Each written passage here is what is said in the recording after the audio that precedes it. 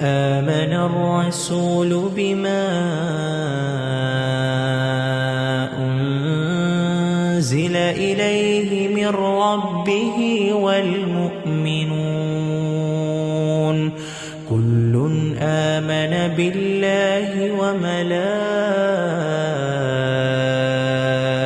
وملائكته وكتبه ورسله لا نفرق بين أحد من رسله وقالوا سمعنا وأطعنا غفرانك ربنا وإليك المصير لا يكلف الله نفسا إلا وسعها لها ما كسبت وعليها ما اكتسبت ربنا لا تؤاخذنا